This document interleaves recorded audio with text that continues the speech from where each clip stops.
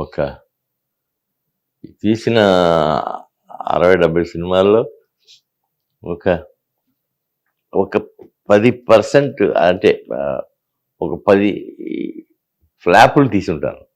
ఫ్లాప్లే direct. Direct ఫ్లాపే. అలాంటి వాటిని అన్నిటినీ తట్టుకుని ముందుకు రావటం అనేది చాలా వండరే ఒక రకంగా. అంటే ఆ చిత్రాలు పోయినప్పుడు తలుచుకుని బాధపడటం కంటే నెక్స్ట్ ఏం చేయాలి, నెక్స్ట్ ఏం చేస్తే మనం మిగులుతాం అనే దృష్టితోనే ఎక్కువ ఆలోచించేవాడిని. ఇది వండర్, నిజంగా లైఫ్లో వండర్. ఇవాళ నా 70వ సినిమా వచ్చేటప్పటికి పిల్లలిద్దరూ చేతి నిండా ఫుల్గా కలిసి వచ్చారు. వాళ్ళు స్వప్న అండ్ ప్రియాంక. వాళ్ళు లేకపోతే ఇందులో ఒక్క ఫ్రేమ్ కూడా జరగదు ఈ సినిమాలో. నేను ఎప్పుడూ ఆడతా పాడతా షూటింగ్కి వెళ్ళేవాడిని. మీరు గెస్ట్ లాగా వెళ్ళేవాడిని. అలాగే జరిపేశారు ఈ 3 ఏళ్ల పాలనలో, ఈ 3 ఏళ్ల షూటింగ్లో అలాగే జరిగింది ఈ షూటింగ్ అంతా. ఏనాడు దేనికోసం వెతకటం అనేది ఇప్పుడు జరగలేదు ఈ సినిమా. ఎప్పుడు ఫుల్ స్క్రిప్ట్, బ్యాండ్ స్క్రిప్ట్తో సినిమా తీసే డైరెక్టర్ కూడా, అతను కూడా ఏనాడు ఎక్కడ ఆలోచించిన పరిస్థితి కానీ ఏమీ కనపడలేదు. ఎప్పుడు చూడు షూటింగ్ లేకపోతే ఎయిటింగ్. నాకు మనసుకి పూర్తి ఆహ్లాదకరమైన వాతావరణం, వినోదాత్మకం అని ఏదో కొత్త విషయం కనిపెడుతున్నారు వీళ్ళు. పాతదే కల్కి అంతా పాత సినిమానే లాగానే ఉంటుంది. కానీ ఆ టేకింగ్ కానీ అది కానీ ఇది కానీ చాలా కొత్తగా సాగింది. దాదాపు 700 కోట్లు సినిమా నిర్మాణం ఖర్చు అయింది. బట్ ఏనాడు మేము ఖర్చు ఇంత అవుతుంది ఏంటి అని ఎప్పుడు అనుకోలేదు.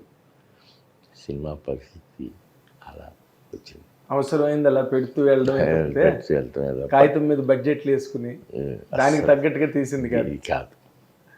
కానీ అంటే సార్, ఇప్పుడు నార్మల్గా మీరు, నాకు బాగా గుర్తండి, మహానటి సినిమా రషెస్ చూసి మన బ్యానర్కి చాలా మంచి డైరెక్టర్ దొరికాడు నాగేంద్ర అని చెప్పారండి. అవును, అది మహానటి ఇంత మిడిల్లో ఎలా చెప్పారో మీరు అనుకున్నాను నేను.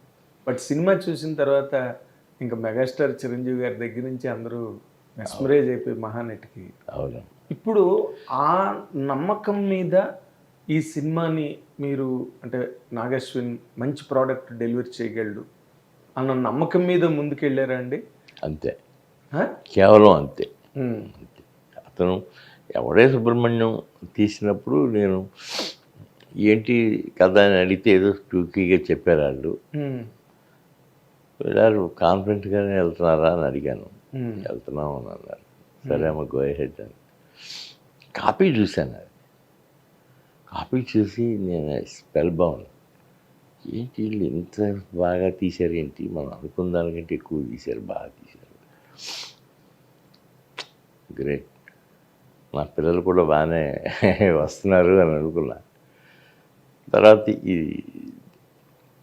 ఈ కథ చెప్పారు.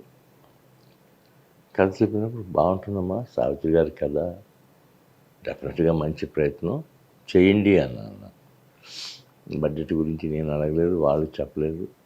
బడ్జెట్ కూడా బాగానే అయింది. అది అయితే అది సాధించిన విజయం అన్ఇమాజినబుల్. అవునండి. ఎందుకంటే మా సావిత్రి గారి లైఫ్ మనందరికీ, ఇండస్ట్రీలో ఉన్న వాళ్ళకి తెలిసి చాలా ఫ్రాక్చర్డ్ లైఫ్ అండి. అంటే ఒక్కొక్కరి దగ్గర ఒక్కొక్క వెర్షన్ ఉంది. అవును, సావిత్రి గారి జీవితం గురించి. అవునండి. అలాంటిది అన్నిటినీ ఫిల్టర్ చేసి అలా ప్రజెంట్ చేయడం అన్నది చాలా గొప్పతనం, కష్టమైన విషయం సార్. ఆ విషయంలో కూడా hats off to Nag Ashwin. తను ఏదైతే క్యారెక్టర్కి ఎవరెవరైతే అనుకున్నాడో అందరినీ ఏరి తీసుకొచ్చి పెట్టి సినిమా శాసించాడు. మోహన్ బాబు గారు కానీ అట్లాంటి అది అంత ఆ విజయం ఎన్నటికీ మర్చిపోలేని విజయం అనిపిస్తుంది మహానటి. ఇప్పుడు ఈ విజయం ముందు ఆ విజయం కనపడదు కదా. కనబడట్లేదు. అంటే ఇది ఒక పెద్ద సునామీ లాగా వచ్చింది సార్. అవును. సునామీ అక్కడెక్కడ వస్తుంది, ఇది మొత్తం ప్రపంచం అంతా వచ్చిందండి సునామీ. అంటే ఇప్పుడు ఈ కథ నార్మల్గా మీరు విన్నారా సార్ ముందు? నేను రఫ్గానే విన్నాను, లైనే విన్నాను. కలిసి అతను టైటిల్తో సహా చెప్పాడు. బాగానే ఉంది. నాకు ఏమేమి ఇందులో క్యారెక్టర్స్ వస్తాయని అడిగాను. కృష్ణుడు, అర్జునుడు అని ముందు నుంచి చెప్పాడు. వెరీ గుడ్, కాన్ఫిడెంట్గా గో హెడ్, అసలు ఎవరితోనూ ఏమి మాట్లాడద్దు, చేసుకుంటూ వెళ్ళిపో. రిస్క్ అనిపించలేదు సార్ మీకు? నాకు అనిపించలేదు అండి, పెద్దగా అనిపించలా. అతను ఫ్లోలో వెళ్తున్నాడు, అతను వెనకమాల మనం కూర్చున్నాం అంతే, అంతకు తప్ప నాకు ఏమీ అనిపించలేదు అసలు. నాకు రాఘవేంద్ర గారితో ఆడతో ఈడతో తీసి సినిమాలు ఉన్నాయి కదా, అట్లాగే అనిపించింది. జగదేగుడు అతిలోక సుందరి వాటిలాగానే అనిపించింది. కాకపోతే జగదేగుడు అతిలోక సుందరి నా లైఫ్ లాంగ్ గుర్తుండిపోయే సినిమా అది. అది మహత్తరమైన కళాఖండం అంటారు. రాఘవేంద్రరావు గారు తీసిన, చిరంజీవి గారు మహానుభావుడు, ఆయన పండించిన విధానం, ఆ సినిమా గొప్పతనం.